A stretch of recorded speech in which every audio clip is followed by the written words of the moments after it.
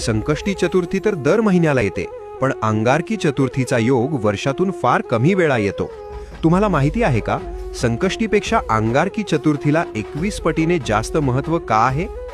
जेव्हा संकष्टी चतुर्थी मंगळवारी येते तेव्हाच तिला अंगारकी म्हटले जाते. याचे कारण पुराणात आहे. अंगारक म्हणजेच मंगळ ग्रह. अंगारकाने गणपतीची हजारो वर्षे कडक तपश्चर्या केली होती.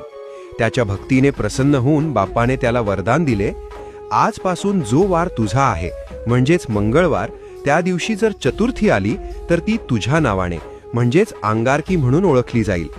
या दिवसाचे महत्त्व खूप मोठे आहे. शास्त्र सांगते की वर्षभर येणाऱ्या सर्ण संकष्टी केल्यावर जे पुण्य मिळते ते पुण्य फक्त एक अंगारकी केल्याने मिळते. ज्यांच्या पत्रिकेत मंगळ दोष आहे किंवा ज्यांना कर्जातून मुक्ती हवी आहे त्यांच्यासाठी हा दिवस सुवर्ण संधी असतो.